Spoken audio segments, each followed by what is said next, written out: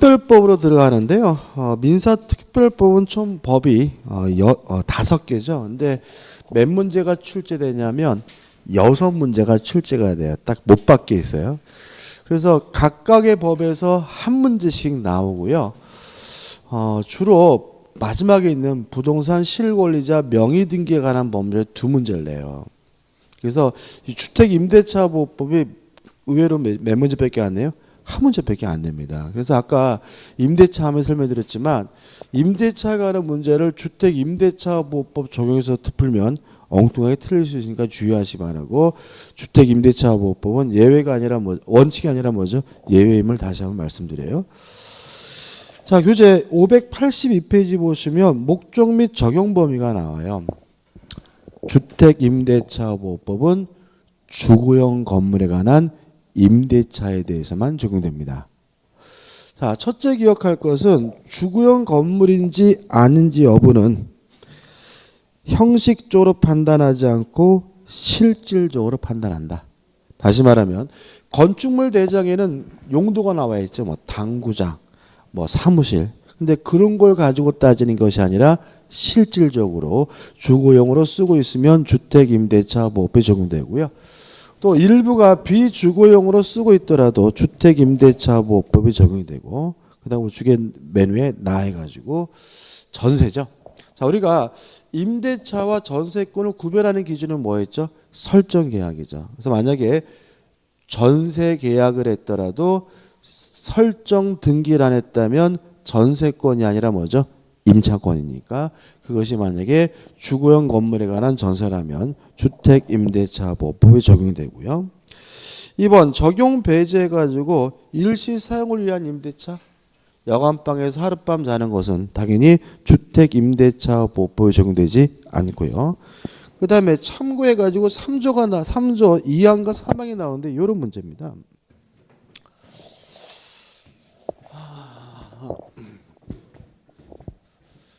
임차인이요, 자연인이 아니라 법인이에요. 그러면 원칙적으로 주택임대차보호법은 적용되지 않습니다. 왜냐하면 법인은 먹고 자고 살 수가 없으니까요. 다만 예외적으로 법인인 경우에도 주택임대차보호법이 적용되는 경우가 있어요. 그래서 두 가지가 나와 있는데, 첫째는 이렇게 기억하시면 돼요. 법인인 임차인이 지방공사 또는 LH공사, 토지주택공사인가요? 맞나요? 명칭이? LH 맞죠? LH공사인 경우에는 주택임대차보호법이 적용될 수가 있다. 자, 이런 문제입니다. 아파트가 미분양이 많단 말이죠. 그래서 미분양을 국가가 어떤 생각을 하냐면 이거를 공기업들이 임대를 해가지고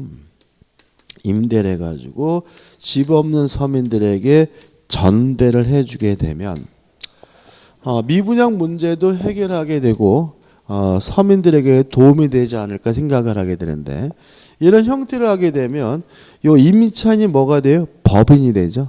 그러면 주택임대차보호법이 적용되지 않으면 요 전차인들이 뭘 보게 돼요? 피해를 보니까 주택임대차보호법을 개정을 해가지고요, 임차인이 공기업, 지방공사거나 LH공사의 경우에는 주택임대차보호법을 적용하고 있고요. 그 다음에 두 번째, 법인인 임차인이 중소기업인 경우입니다. 자, 이건 어떤 문제? 이런 거죠. 예를 들어 가지고 서울에 있는 기업이 대전에다가 뭐죠? 지사를 만들고 사옥을 사택을 마련하기 위해서 임대차 계약을 했어요. 그러면 요 임차인도 뭐가 돼요? 기업, 법인이 되거든요. 근데 뭐 삼성이나 LG 이런 대기업들 같은 경우에는 보증금 뜯기더라도 큰 문제가 아닌데, 중소기업 같은 경우는 보증금 뜯기게 되면 회사가 먼저 굉장히 피해를 많이 보기 때문에 이런 식의 임대차의 경우에는 법인이 임차인이 중소기업인 경우에는 주택임대차보호법이 적용되도록 개정을 한 사항입니다. 그 다음에 이제 좀 주의하실 것이 뭐냐면 임차인이 외국인이에요. 주택임대차보호법 적용해야 안 해? 외국인이에요. 주택임대차보호법 적용합니까 안 합니까?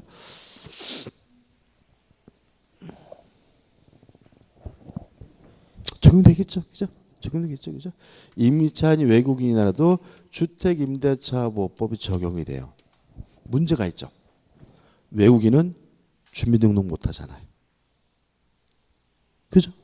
다시 말하면 우리가 인도받고 주민등록을 해야 뭐가 생겨요? 대항력이 생기는데 외국인은 일반적으로 뭘 못해요? 주민등록을 못합니다. 그러면 이 사람들은 어떻게 해야 되느냐 해가지고 외국인 등록입니다. 외국인 등록 여러 가지가 있는데 이렇게 외국인 등록을 하면 요 등록이 뭐로 간주하냐면 주민등록으로 간주해 준다. 이것도 좀 기억해 두시기 바랍니다. 다시 말하면 내국인은 주민등록을 하면 이길 날 뭐가 생겨요? 대항력이 생기는데 외국인의 경우에는 외국인 등록 등을 하면 이길 날 뭘 해줍니까? 대항력 인정해 준다는 거 기억해 두시기 바래요. 일단 판례는 뭐 일단은 의미가 없고 584페이지 오시면 대표예제가 있죠. 풀어볼까요? 주택임대차보호법의 적용 대상이 되는 경우를 모두 고른 것은 기억, 임차주택이 미인 경우. 주택이라면 뭐죠? 적용이 되겠죠. 니은번 임차주택이 일시 사용을 위한 것이 명백하게 밝혀진 경우 주택임대차보호법 적용되지 않습니다. 디귿번 사무실로 사용되던 건물이 주거용 건물로 용도가 변경됐다면 주거용 건물이니까 뭐죠? 주택임대차보호법이 적용되고요. 1번 적법한 임대 권한을 가진 자로부터 임차에서나 임대인이 주택 소유자가 아니더라도 주택임대차보호법이 적용돼야 되겠죠. 따라 답은 뭐죠? 3번이 되는 거죠. 그 다음 우측에 보시면 존속기간이 나오죠. 일단 최단 기간을 몇 년을 보장하죠? 2년을 보장한다. 따라서 2년 미만으로 약정하더라도 2년인데 주의하실 것은 2년이 보장되는 것이 2년을 살해될 의무가 있는 것은 아닙니다. 따라서 임차인은 2년 미만의 계약 기간의 유효함을 주장할 수 있다는 거 주의하시기 바라고요. 그다음 2번 주택임대차의 법정갱신이 나오는데 넘겨보시면 586페이지 요건이 나와요. 전세권하고 유사합니다. 만료전 6월부터 1월 사이에 임대인이 나가라고 안 하고요. 만료전 1월까지 임차인이 나갔겠다고 안 하면 만료일을 기준으로 해서 자동으로 갱신되는데 주의하실 것은 존속기간은 또다시 몇 년입니까? 2년이 되는 거죠. 다만 2년은 또 보장되는 것이지 의무가 아니기 때문에 임차인은 언제든지 자유롭게 해지 통지할 수 있고요. 임차인이 해지 통지한 몇 개월 지나면요. 3월이 지나면 임차권이 뭐하게 돼요? 소멸되게 됩니다. 그 다음에 주택임차권의 대항력에서 587페이지 대항력의 요건 인도받고 주민등록을 하면 대항력이 뭐죠? 생기게 되는데 1번 주택의 인도가 나와 있죠. 한번 생각해 보죠. 이런 거. 갑이 을과 만나가지고 주택 임대차 계약을 했어요. 그래서 갑이 임대인이고 을이 임차인인데 을이 급하게 실제로 을이 뭐죠? 이사 올 수가 없었어요. 그래서 갑한테 전한 거예요. 제가요 이번 주말에 이사 가야 되는데 이사를 못 가게 되는데 어떡하죠? 그러니까 갑이 뭐라고요? 난 모르겠으니까 네가 알아서 하라고. 그래서 갑이 갑으로부터 동의를 얻어가지고 을이 병에게 뭘 했냐면 전대차를 했어요. 그래서 병이 뭐예요? 전차이 된 거죠. 그러면 누가 대항 요건을 갖춰야 돼요? 전차이죠. 전차인이 인도받고 전차인이 주민등록을 하면 대항력이 생깁니다. 첫 번째 누가 대항 요건을 갖춥니까? 전차인이. 유의하실 것은 전차인이 인도받고 주민등록을 하면 임차인에게 이길날 대항력이 주어지게 됨을 주의하시기 바랍니다. 다시 말하면 대항 요건을 갖추는 사람은 전차인이고요. 대항력을 취득하는 사람은 누군 거예요? 임차인인 거예요. 왜 그러냐면 병의 권리는 을로부터 비롯됐으니까 을의 권리보다 병의 권리가 뭐 할 수 없어요? 클 수가 없어요. 그래서 만약에 을에게 대항력이 인정되지 않는다면 병도 뭐죠? 아무리 대항 요건을 갖췄더라도 뭐가 인정될 수는 없는 거죠? 대항력이 인정될 수는 없는 거예요. 따라서 적법하가 전대차가 이루어지면 대항 요건은 누가 갖춥니까? 전차인이 갖추고요. 대항력은 누가 취득하는 거죠? 임차인 취득하는 거 조심하시기 바랍니다. 그 다음에 2번 주민등록이죠. 자, 주민등록을 하게 되면 대항력이 생기는 이길 날 뭐가 생기죠? 대항력이 생기는데, 자, 주민등록의 의미에 대해서 전입신고라고 하고 있죠. 따라서 전입신고라면 주민등록부에 기재가 안 됐더라도 뭐가 생겨요?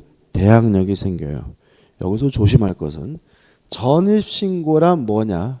전입신고가 수리됐을 것을 요구합니다. 따라서 전입신고를 했다 하더라도 아직 담당 공무원이 수리하지 않고 있다면 전입신고 안 한 것이기 때문에 뭐가 생기지 않아요? 대항력이 생기지 않음을 주의하시기 바라고, 그 다음에 이러한 전입신고 주민등록은 꼭 임차인이어야 되는 것은 아니고요. 가족의 주민등록만으로도 대항력이 인정된다는 거 주의하셔야 되고요. 그 다음에 넘겨보시면 좀 복잡하게 나와 있죠. 일단 어떤 문제냐면 전입 주민등록이 뭘 해야 되냐면 정확해야 돼요. 정확해야 뭐가 생기냐면 대항력이 생기는데, 첫 번째 기억할 것은 전입신고만 이렇게 기억하시기 바랍니다. 자, 뭐만 정확하면 돼요? 전입신고만. 따라서 전입신고가 정확히 됐다면 주민등록부에 잘못 기재가 됐더라도 대항력이 생겨요. 전입신고가 정확히 됐다면 임대차 계약서에 지번과 동호수가 잘못되어 있더라도 대항력이 생겨요. 전입신고만 정확히 됐다면 전출신고가 잘못됐더라도 대항력이 생겨요. 뭐만 정확하면 돼요? 전입신고만 정확하면 됩니다. 그 다음에 두 번째 문제는 다세대 주택과 다가구 주택의 정확하다는 의미가 다르죠. 다세대 주택은 지번뿐만 아니라 뭐까지 정확해야 되냐면 동호수까지 정확해야 되는데, 다가구 주택은 뭐만 정확하면 돼요? 지번만 정확하면 되고요. 동호수는 정확할 필요가 없습니다.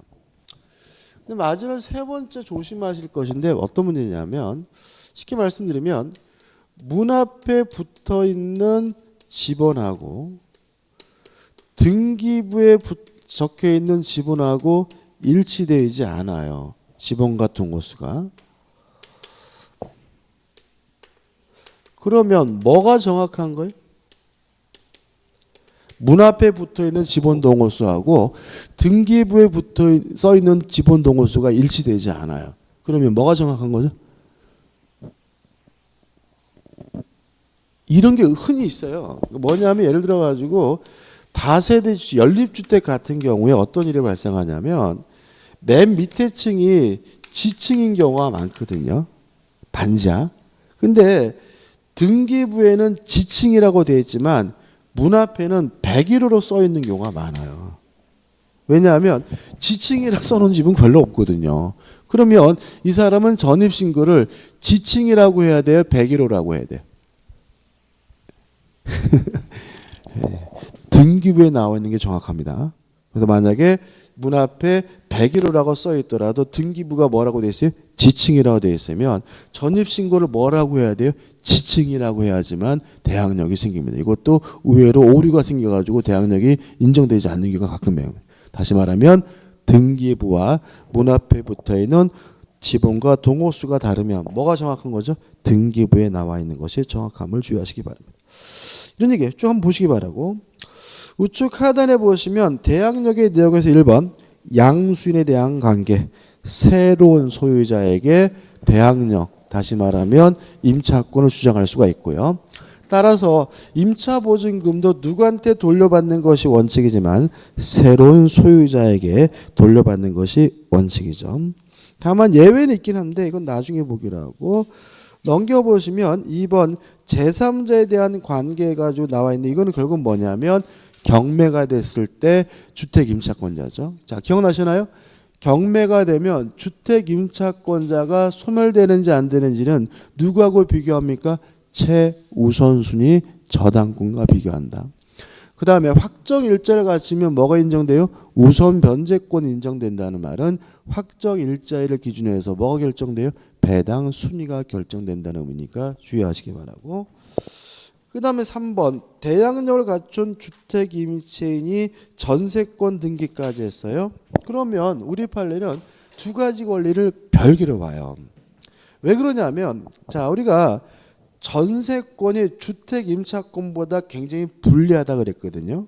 그래서 만약에 전세권 등기를 했다는 이유로 그 사람을 전세권으로 해버리면은 세입자가 굉장히 큰 피해를 봅니다. 그래서 우리 판례는 전세권도 있고 주택임차권도 있고 두 가지 권리를 모두 가지고 있는 것으로 이해를 합니다.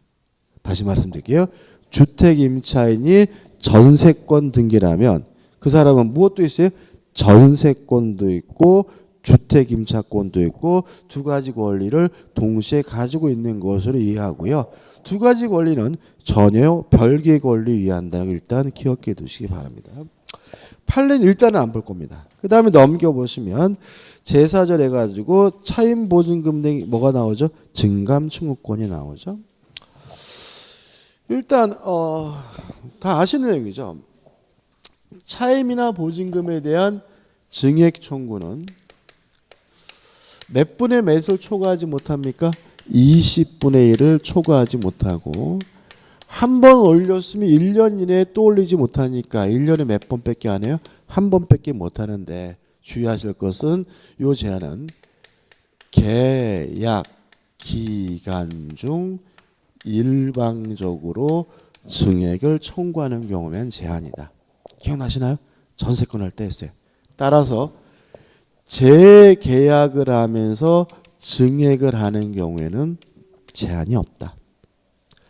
따라서 일방적으로 증액을 청구하는 경우에만 20분의 1을 초과하지 못하니까 당사자 간의 합의로 증액을 하는 경우에도 제한이 없다. 다시 말하면 20분의 1을 초과하지 못하고 1년에 한 번씩만 할 수 있는 것은 계약 기간 중 일방적으로 증액하는 경우에만 제한이라는 거 잊지 마시기 바랍니다.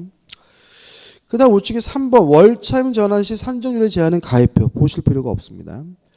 그 다음에 보증금에서 보증금의 우선 변제해가지고 595페이지 보시면 요건에서 나와 있는데 자 대항 요건을 갖춘 주택임차인이 뭐까지 갖추면요? 확정일자까지 갖추면 뭘 인정합니까? 우선변제권을 인정해 주는데 우선변제권 인정된다는 말은 확정일자를 기준으로 해서 뭐가 결정돼요? 배당 순위가 결정된다는 얘기고요. 595페이지에 2번 해가지고 임대차 존속 중에는 우선변제권이 없는가? 3번 해가지고 보증금을 전액을 배당받지 못한 임차인이 후행 경매 절차에 지위 해가지고 넘겨보시면 복잡하게 나와 있거든요. 자 여기서 좀 우리가 복습도 하고 연습도 해보자고요. 자 첫 번째 우리 복습하는 거예요. 갑 앞으로 저당권이 설정되어 있고 을이 주택임차권을 취득했고요. 이 사람은 인도받고 주민등록 전입신고를 했는데 확정일자를 안 하고 있는 상태에서 병 앞으로 저당권이 설정이 됐고요. 그리고 나서 을이 확정일자를 받았다. 기억나시죠? 이거 전에 했어요. 그죠? 그죠? 이런 상태에서 병 저당권자가 경매를 신청하면 첫째 모든 저당권은 무조건 소멸된다는 원칙에 따라서 갑 소멸하고 병 소멸하고 을 주택임차권도 무조건 뭐죠? 소멸된다. 왜냐하면 용익권의 소멸 여부는 누구하고 비교합니까? 최우선순위 저당권과 비교하니까요. 자, 소멸됐기 때문에 뭘 받습니까? 배당을 받는데 갑이 1순위, 병이 2순위, 을이 뭐죠? 3순위다. 왜냐하면 확정일자라면 우선변제권이 인정된다는 말은 확정 일자를 기준으로 해서 뭐가 결정된다는 얘기예요? 배당 순위가 결정된다는 말에 불과하니까요. 그래서 지금 이 사람은 무조건 소멸하고 얘보다 후순위니까 돈을 못 받을 수가 있겠죠. 이때 을은 어떻게 행동해야 되죠? 갑에게 돈을 뭐죠? 갚을 필요가 있다. 기억나시죠? 이걸 우리가 했어요. 그죠? 이게 중요합니다. 제일 중요하고. 하나만 더 해볼게요. 자, 을이 주택 임차권을 맨 처음으로 취득했고요. 인도받고 주민등록을 했고요. 확정 일자를 안 하고 있는 상태에서 병합으로 저당권이 설정이 됐고요. 그러고 나서 을이 뭘 받았어요? 확정 일자를 받았어요. 그러면 요거가 달라진 것은 요게 없어진 거죠. 그죠? 그죠? 자, 그럼 보자고요. 경매가 진행되면 을 주택 임차권은 소멸됩니까? 안 됩니까? 소멸이 안 되겠죠. 그잖아요. 얘가 제일 먼저잖아요. 그죠? 얘보다 뭐죠? 선순위니까. 그죠? 표정이 어려워요. 이게 하나 없어진 거라니까. 뭐 이렇게 복잡하게 생각해. 그죠? 얘가 없으니까 얘가 제일 빠른 거니까 얘보다 먼저 뭘 갖췄어요? 대항 요건을 갖췄으니까 이때 을의 주택 임차권은 뭐 되지 않아요? 소멸되지 않고요. 이 사람은 임차보증금 전액을 누구한테 받습니까? 경락인 매수인으로부터 뭐 받으면 돼요? 반환받으면 되는 거죠. 그죠? 동의하시죠? 그죠? 근데 얘가 가만히 있으면 되는데 느닷없이 괜히 임의로 배당을 받겠다라고 선택하는 경우가 생길 수가 있어요. 배당을 받게 되면 원칙적으로 을의 주택 임차권은 뭐가 돼야 돼요? 소멸이 돼야 돼요. 왜냐하면 소멸되는 권리만 뭘 받을 수 있어요? 배당을 받을 수가 있습니다. 기억나시죠? 그죠? 그러면 배당 순위는 어떻게 돼요? 1순위가 병이고 2순위가 뭐죠? 을이죠. 그죠? 배당 순위는 뭐 가지고 결정해요? 확정 일자일을 기준으로 결정하니까. 그죠? 그죠? 그러면 이렇게 순위가 밀려가지고 을이 보증금에 잔액이 존재할 수가 있어요. 잔액이 존재하는 경우에는 이때는 주택임차인이 소멸되지 않는다라고 판시해주고 있습니다. 왜냐하면 얘는 배당을 선택 안 했으면 어차피 뭐 되지 않았을 임차권이에요? 소멸되지 않았을 임차권 때문에 그런 거죠. 이해되시죠? 그러면 이 보증금 잔액은 누구한테 돌려받으면 돼요? 경락인한테 받으면 되는 거죠. 근데 문제는 요 건물이 요 주택이 또 경매가 됐어요. 2차 경매가 진행이 됐을 때 이때 이 보증금 잔액을 가지고 우선 변제받을 수가 있느냐? 이에 대해서는 우리 판례는 안 된다는 것이 판례 입장입니다. 왜 그러냐면 얘는 우선 변제권 인정해 줄 필요가 없어요. 어차피 누구한테 돌려받을 사람이에요? 경락인한테 돌려받을 사람이기 때문에 굳이 우선 변제권 인정해 주지 않는다는 거 주의하시 바라고. 그래서 요 두 가지 사례는 어차피 한 사례에 불과한 거니까 이거는 아주 그냥 꼼꼼해요. 그래서 실제로 우리가 뭐 중개사법이나 이런 데서도 주택임대차법을 배우는데 그런 법에서는 이런 것들이 중요해요. 근데 우리 민법에서는 뭐가 중요하냐면 이게 중요한 거야. 그래서 이거를 가지고 경매가 됐을 때 소멸되는지 안 되는지, 그 다음에 배당 순위가 어떻게 되는지 해가지고 이 두 가지 사례는 반드시 뭐죠? 기억해 두셔야 되고요. 나는 오늘 뭔 개소리인지 모르겠다. 그럼 아직 뭐예요? 기초가 부족한 분이니까 나중에 또 할 때 어떻게 해요? 다시 한번 보자고요. 대단히 중요합니다. 그 다음에 우측에 보시면 2번 임차인의 강제경매와 임차주택의 명도 여부가 나와 있는데 주택 임차인은 경매를 신청하기 위해서 집을 비워주지 않아도 된다. 그럼 언제 집을 비워주느냐? 실제로 임차보증금을 수령할 때 집을 비워주면 된다. 끝이고요. 그 다음에 소액보증금의 보호해가지고 나와 있는데 일단 이 8조를 보시면 법정 보시면 가로 이런 말이 나오잖아요. 보증금 중 일정액의 보호로 나와 있죠. 소액 임차보증금이라는 것은 법률 용어가 아니에요. 시험 문제 뭐라고 나오냐면 보증금 중 일정액의 보호라고 나와요. 그래서 우리가 보증금 중 일정액을 보호라고 나오면 원 개소리지 이러지 마시고 뭘 말해요? 소액 임차 보증금을 말한다는 거 주의하시기 바라고. 일단은 어떤 얘기죠? 보증금 중에서 일정액에 대해서는 최우선 변제권을 인정해줘요. 이게 뭐예요? 소액 임차 보증금인데 유의하실 것은 원칙이 아니라 뭐예요? 예외예요. 따라서 만약에 주택 임차권이 나왔는데 얘가 소액 임차 보증금이다라는 말이 없으면 절대로 소액 임차 보증금은 뭐 할 필요가 없어요? 고려할 필요가 없는 거예요. 다시 말하면 소액 임차 보증금은 원칙이 아니라 뭐죠? 예외이기 때문에 얘는 소액 임차 보증금에 해당한다 이런 말이 나와야지만 고려하고요. 결론은 보증금 중 일정액에 대해서 뭘 인정해 줍니까? 최우선 변제권을 인정해 준다. 이렇게 기억하면 되는 거죠.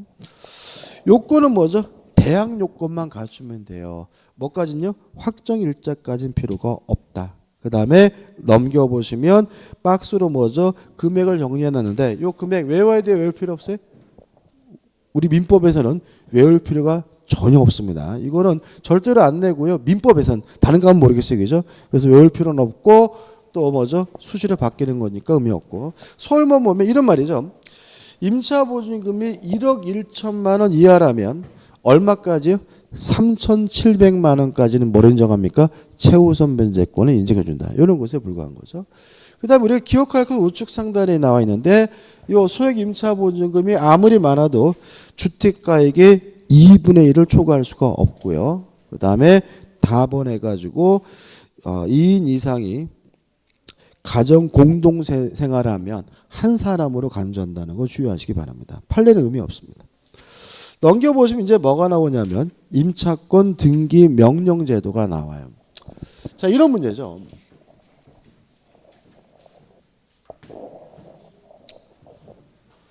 자, 갑이요 을과 주택 임대차 계약을 했어요. 그래서 을이 주택 임차인으로서 인도받고 주민등록하고 전입신고까지 했거든요. 근데 문제는 임대차 계약이 종료가 됐는데 갑이 을에게 보증금을 안 돌려줘요. 근데 여기서 문제가 생기는데 을이 만약에 급하게 이사 가야 된다면 대항력과 우선 변제권이 뭐가 돼버려요? 소멸돼 버리죠. 그죠? 다시 말하면 이번에 지방으로 발령났어요. 그래서 가야 되는데 주택 임대인은 보증금도 어떻게 해요? 안 돌려주고 안 돌려준 상태에서 뭐죠? 이사를 가버리면 주민등록이 말소되니까 대항력이 뭐죠? 소멸되고 거주하지 않으니까 뭐가 소멸돼요? 대항력이 뭐죠? 소멸돼 버리니까 이 사람 뭐죠? 딜레마에 빠지는 거죠. 그래서 이런 주택 임차인의 이사 갈 수 있는 자유를 보장하기 위해서 인정해 주는 것이 뭐죠? 임차권 등기 명령 제도예요. 이것도 조심할 게 있습니다. 그래서 을이 갑한테 전화한 거죠. 아유, 저 지금 지방으로 발령 나서 당장 이사 가야 되는데 어떻게 해야 돼요? 보증금도 안 돌려주고. 그랬더니 갑이 그러면 내가 전세권 등기를 해줄 테니까 걱정하지 말고 이사 가라. 이거 넘어가면 안 돼요. 왜냐하면 요 시점에서 이 사람이 대항력과 우선 변제권이 있는데 한참 후에 전세권 등기를 하면 그리고 이사 가면 이 사람의 대항력과 우선 변제권은 전세권 등기라는 시점을 기준으로 하잖아요. 중간에 뭐가 껴있으면 이 사람은 뭐예요? 손해봐요. 또 갑이 내가 임차권 등기해 줄 테니까 걱정하지 말고 이사가 해가지고 임차권 등기를 하면 이때부터 대항력과 우선 변제권이 있기 때문에 뭐가 껴있으면 뭐죠? 큰 손해를 봐요. 그래서 갑이 등기해 주겠다고 해도 법원에다가 임차권 등기 명령을 신청해야 되는 겁니다. 뭐라고요? 갑이 내가 등기해 주겠다고 해도 야속하지만 법원에다가 뭐죠? 임차권 등기 명령을 신청을 해야 을이 이사 가더라도 원래 있던 대항력과 우선 변제권이 계속 뭐가 되는 거예요? 유지가 되는 거예요. 이해되시죠? 그죠? 그 다음에 또 하나 조심할 게 있어요. 그래서 을이 임차권 등기 명령 제도에 따라서 임차권 등기라고 이사를 갔어요. 집이 비죠? 그죠? 그래서 갑이 병에게 또다시 뭘 했어요? 임대를 했어요. 그럴 수 있잖아요. 그래서 병도 인도받았고 주민등록도 했고 확정일자도 했어요. 이랬을 때 이 사람에게 대항력과 우선변제권 인정이 돼요? 안 돼요? 된다는 거 조심하세요. 이 사람들은 뭐예요? 대항력과 우선변제권이 뭐죠? 인정이 돼요. 왜냐하면 이 사람에게 대항력과 우선변제권을 인정해보자 을보다 후순위죠. 을이 받고 남는 게 있으면 병이 받는 거잖아요. 그러니까 을이 피해를 안 봐요. 근데 뭐가 인정 안 되냐면 얘가 소액 임차 보증금에 해당하더라도 뭐는 인정해 주지 않아요? 최우선 변제권 인정해 주지는 않아요. 무슨 말 아시겠어요? 만약에 이 사람에게 소액 임차인이라는 이유로 최우선 변제권을 인정해 줘버리면 을이 뭘 봐요? 손해를 보거든요. 무슨 말 아시겠죠? 그죠? 다시 말하면 을이 이사 갔다는 이유로 새로 이사 온 사람이 인도받고 주민등록하고 확정일자라면 대항력과 우선변제권은 뭘 인정해줘요? 인정해 주지만 소액 임차인으로서 최우선 변제권은 뭐 하지 않습니까? 인정하지 않는다. 그것만 주의하시면 돼요. 그럼 이제 우리가 이제 알 수 있는데 601페이지 보시면 1번 신청권자. 아무나 신청하는 것이 아니라 임대차 계약이 끝났는데도 보증금을 반환받지 못하고 있는 주택 임차인만 뭐 할 수 있어요? 신청할 수가 있다. 관할 법원은 임차주택 소재지 법원이고요. 효력해가지고 가나다에서 복잡하게 나와 있지만 뭐죠? 이사 가더라도 대항력권을 상실하더라도 대항력과 우선변제권이 계속 뭐죠? 유지가 되고요. 그다음 4번 새로 이사 온 사람이 소액 임차 보증금에 해당하더라도 최우선 변제권은 뭐죠? 보장되지 않고요. 4번 비용은 누가 부담합니까? 주택 임대인이 부담하겠죠. 그 다음에 주택 임차권의 승계제도가 나와 있는데 이런 문제입니다. 사실혼 관계에 있는 배우자는 상속권이 없어요. 동의하시죠? 사실혼 관계에 있는 배우자는 뭐가 없습니까? 상속권이 없습니다. 다만 주택 임차권만은 승계받을 수가 있습니다. 어떻게 받냐면 임차인이 사망했는데 상속인이 없으면 단독으로 승계를 받고요.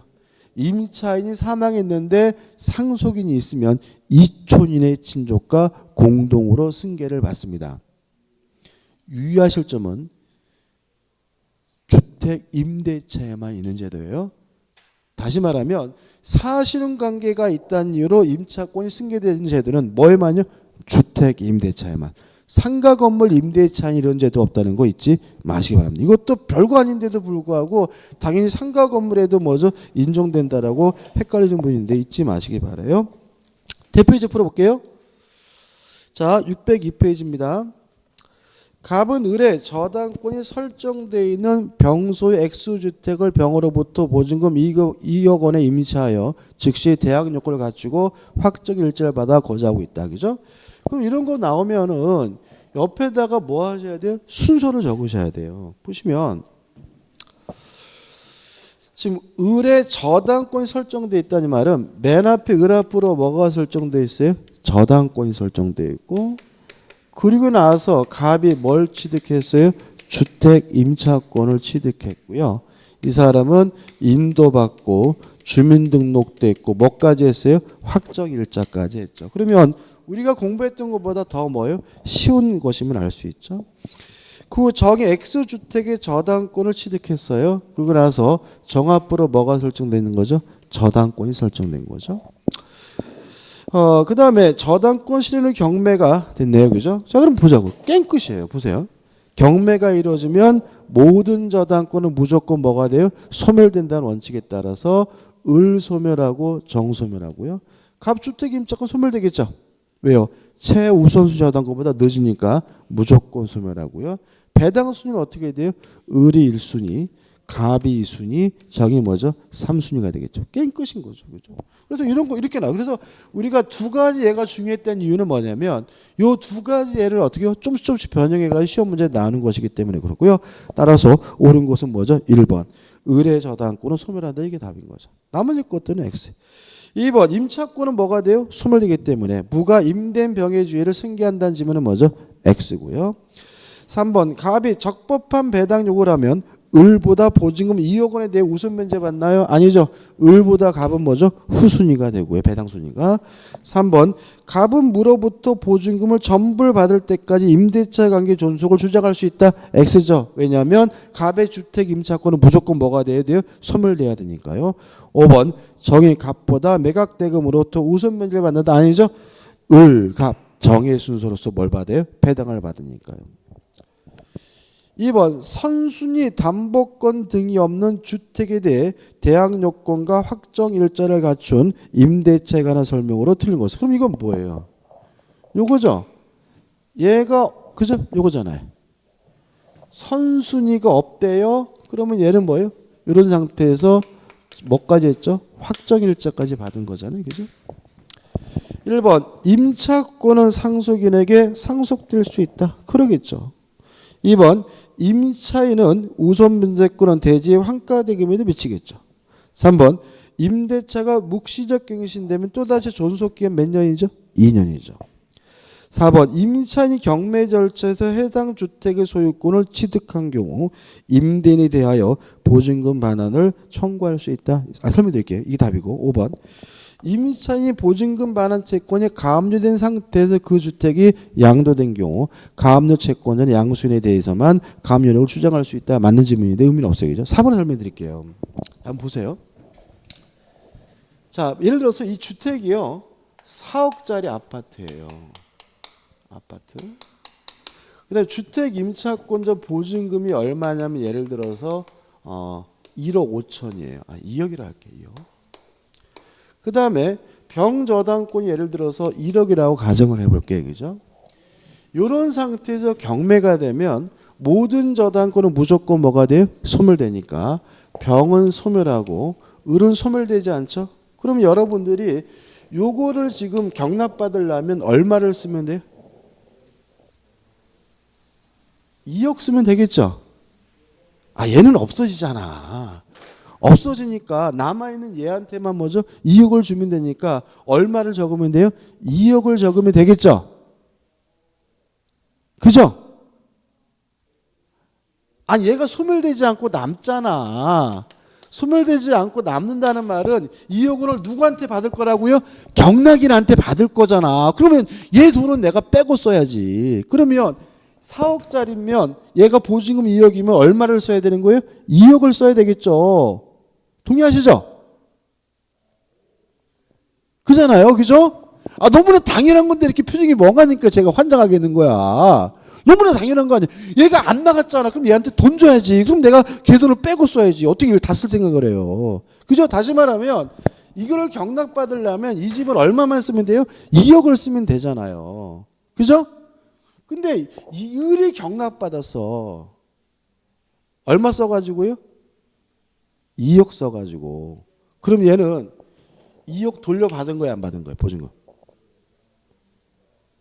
받은 거죠. 왜요? 2억 써가지고 얼마짜리 샀어요? 4억짜리 받았으니까. 그러니까 다시 말하면 임차인이 경락받으면 더 이상 뭐예요? 보증금 돌려달라고 요구할 수 없는 거예요. 지가 보증금 받은 건데. 그렇잖아요. 왜요? 4억짜리를 2억 주고 받은 거잖아. 그러니까 어떻게 해요? 4번. 임차인이 경매 절차에서 해당 주택의 소유권을 취득한 경우 실질적으로 뭐 하게 된 거예요? 보증금 돌려받은 거예요. 얘는. 그러니까 어떻게 해요? 임대인에 대하여 보증금 반환을 청구할 수 있다는 질문은 뭐죠? X가 되고 답은 뭐죠? 4번이 되는 거죠. 우측의 분쟁조정위원회는 의미 없습니다. 여기까지고 좀 쉬었다가 상가 건물 임대차 보호법을 보도록 하죠.